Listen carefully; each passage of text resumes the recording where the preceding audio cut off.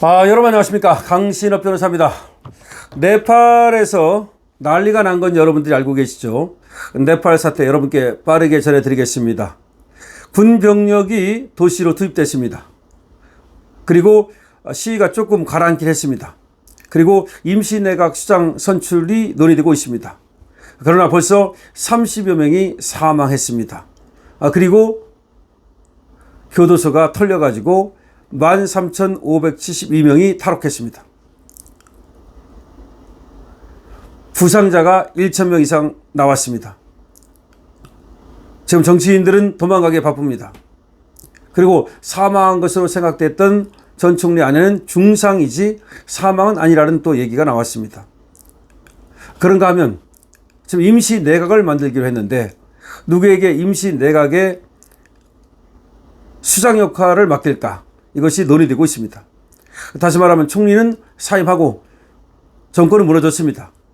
정권은 무너졌고 그리고 또 시위는 조금 잠잠해지고 있습니다.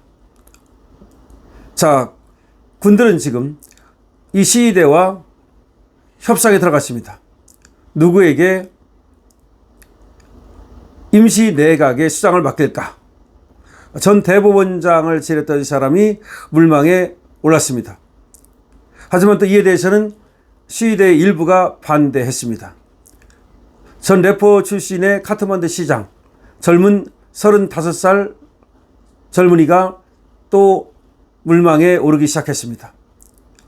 전 대법원장은 수실라 카르키라는 사람인데 시위대 중에 일부는 이 사람을 선호했습니다.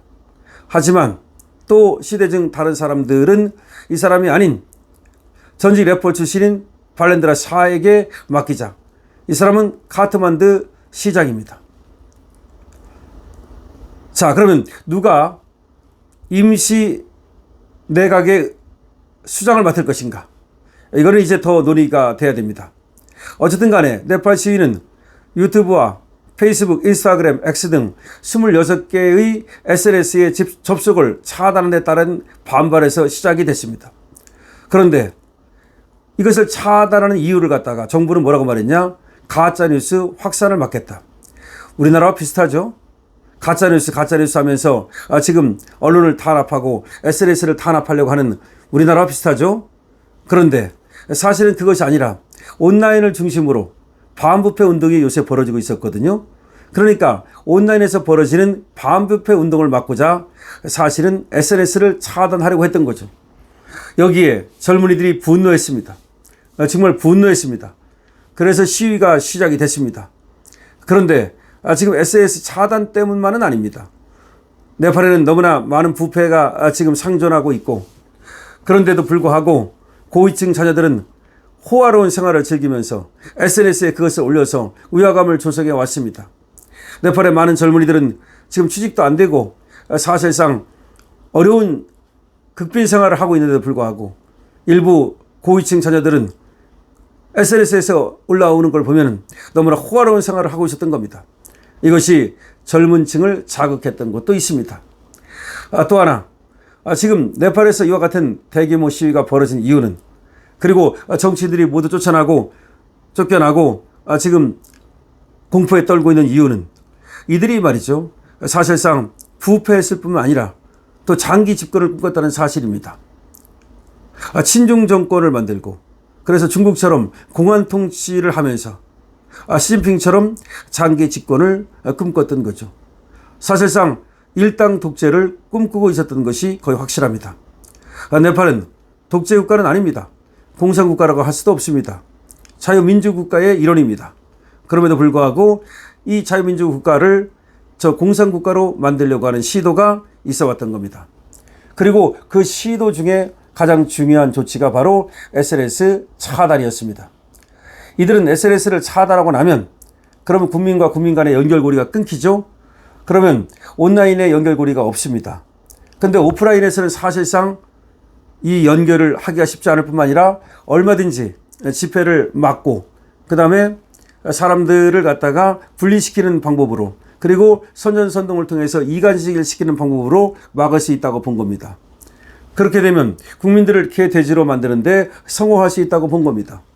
국민들을 개돼지로 만든 다음에 사실상 친중 정권을 세우고 공안 통치를 하면서 계속한 장기 집권을 꿈꿨던 겁니다.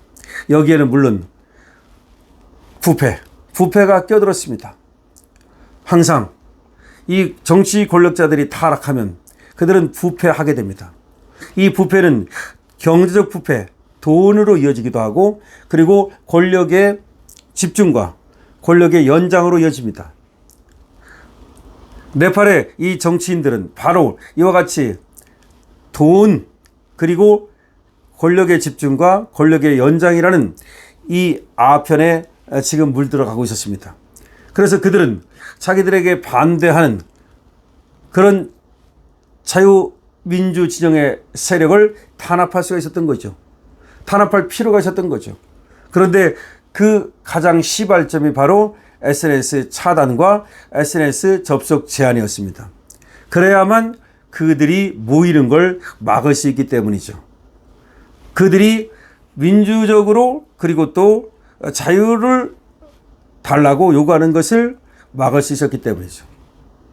사실은 분리 통치를 통해서 국민을 개돼지로 만들고 그리고 그들을 속여가면서 자기들의 특권을 갖다가 늘리고 자기의 권력을 늘리고 자기의 권력의 향유 기간을 늘리려 했던 거죠. 그래서 바로 그러기 위해서는 친중 정권을 세워야 되는 거죠. 친미 정권이 아니고 친중을 하기 위해서는 미국식 SNS를 모두 없애고 중국의 틱톡 이것만 허용을 함으로써 그래서 자기들이 통할 가능한 자기들이 통제가 가능한 요거만 남겨놓고 나머지를 갖다가 사글이 사실상 말이 제한이지 없애버리려고 했던 거죠. 이런 온라인을 갖다가 진공 상태로 만들어서 그래서 결국 국민들을 갖다가 하나하나 분리시키고 선전선동을 통해서 완전히 공산당의 하수인으로 만들려고 했던 거죠. 그런데 여기서 우리는 비슷한 것을 우리 대한민국에서 보게 됩니다. 이재명이 취임한 지 100일 만에 나라는 벌써 절단나고 있습니다. 벌써부터 여러 가지 언론 통제법을 만들고 있질 않나. 그렇죠? 뭐 말은 무슨 배상 어쩌고 하면서 이제 유튜브까지를 포함하는 언론을 갖다가 완전히 통제하겠다. 손아귀에 넣겠다. 그러기 위해서 이준석 방송통신위원장을 쫓아내는 방통법을 만들질 않나. 그 다음에 노조의 힘을 강하게 만들기 위해서 노란봉투법을 통과시키질 않나. 그리고 경영자의 힘을 약화시키기 위해서 상법을 1차, 2차에 걸쳐서 악법으로 개정하지를 않나. 그리고 거악을 척결하는 정치 권력의 가장 무서운 힘인 검찰을 폐지를 하질 않나. 그 다음에 자기들 마음대로 안 되는 사법부를 통제하기 위해서 내란 재판부를 만든다고 하질 않나. 이렇게 해서 결국은 이 나라를 갖다가 사회주의 공산 통치를 하기 위한 기반을 정지 작업을 하고 있는 거죠. 하지만 네팔 국민들은 그런 어떤 정치인들의 음모를 완전히 깨부셔버렸습니다. 그리고 정치인들은 지금 살자고 걸음마 나살을 도망가기 바쁩니다. 대한민국은 어떻게 될까요? 대한민국 국민들은 개돼지로 계속 살까요? 그럴 가능성도 있습니다. 아니면 분열이 일어설까요? 내일 오후 2시, 12일 오후 2시 국힘 장애 투쟁성 대규모 집회가 있습니다. 국회 본관 계단입니다. 여기에서 아마 새로운 역사가 만들어지지 않을까 생각해 봅니다. 여러분 많이 참여해 주시고요. 네팔은 지금 불타고 있습니다. 강신업 TV입니다.